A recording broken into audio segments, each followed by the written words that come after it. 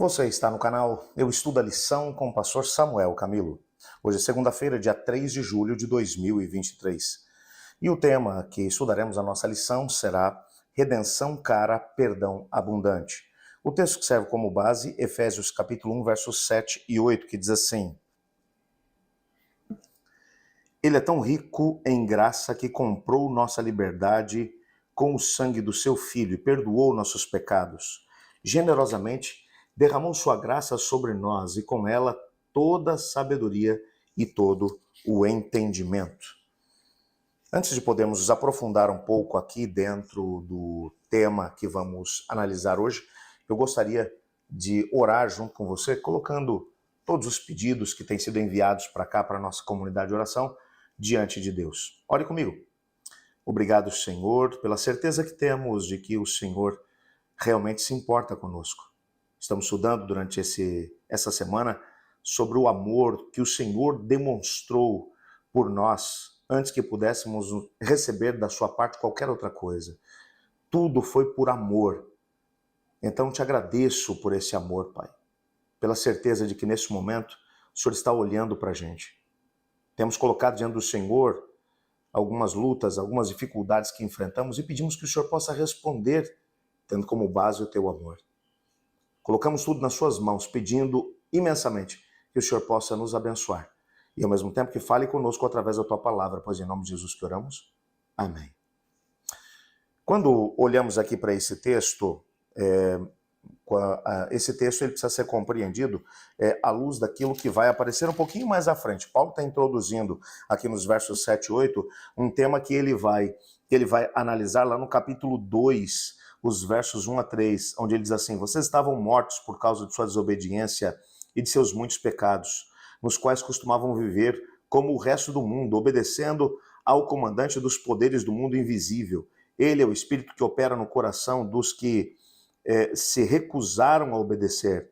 Todos nós vivíamos desse modo, seguindo os desejos ardentes e as inclinações da nossa natureza humana. Éramos, por natureza, merecedores da ira como os demais.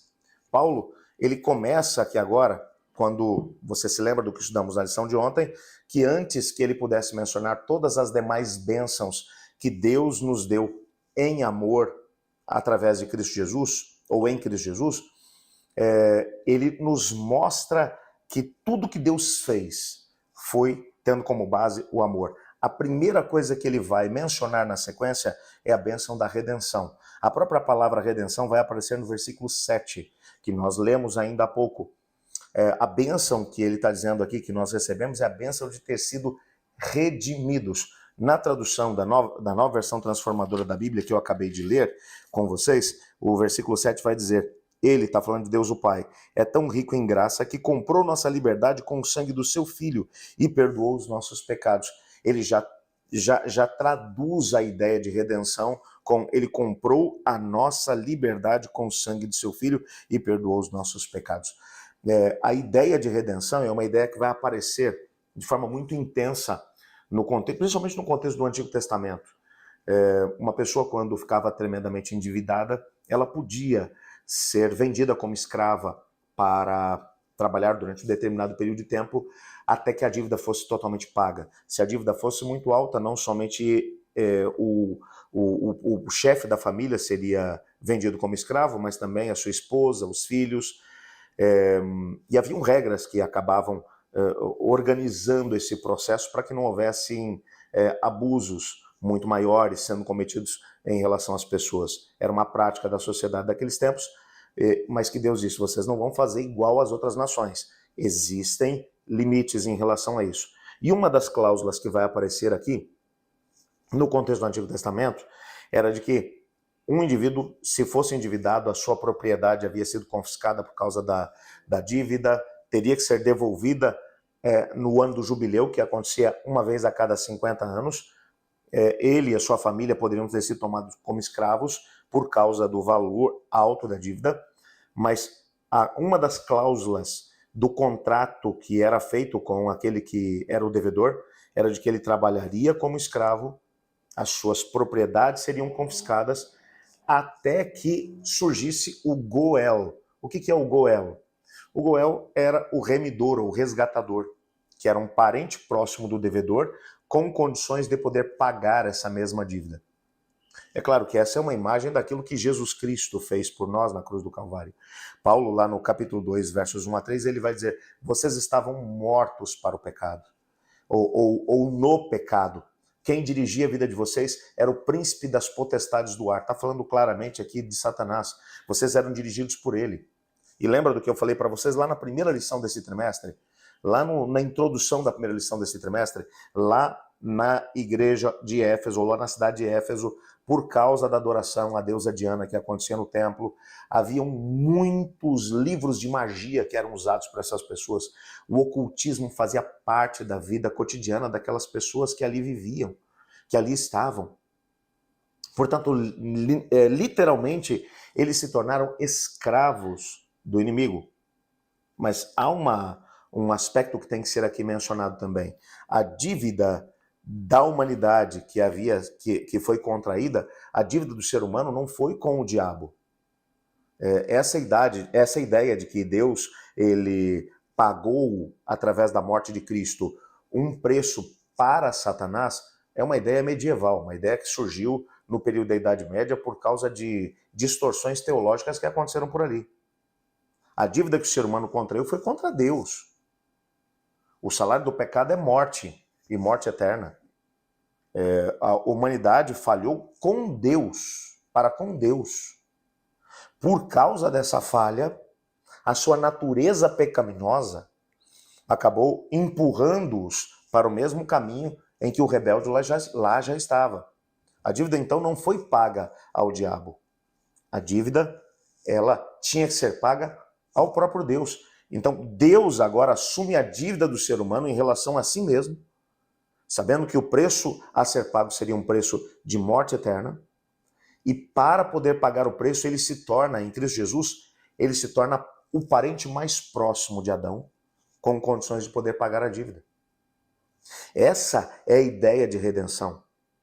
Eles eram escravos do diabo, não porque agora tivessem uma dívida com Satanás. A dívida do ser humano é com Deus. Por isso, no momento em que o juízo for executado, a dívida será paga não para o diabo, mas será paga em relação a Deus. Por que no lago que arde com fogo e enxofre vai estar sendo lançado o diabo, os seus anjos, bem como todos aqueles que não aceitaram a graça de Cristo? Porque eles têm uma dívida para com o Criador.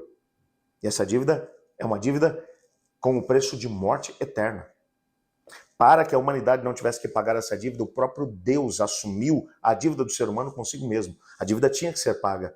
E foi paga quando Cristo Jesus assumiu a humanidade e veio para poder resgatar o ser humano. O papel do diabo no meio desse processo é que ele agora se aproveita da humanidade que, com uma natureza agora caída, com tendências para o mal, ele usa essa natureza caída do ser humano para escravizar o ser humano, para que a humanidade se torne agora cooperadora com ele na rebelião contra o Criador.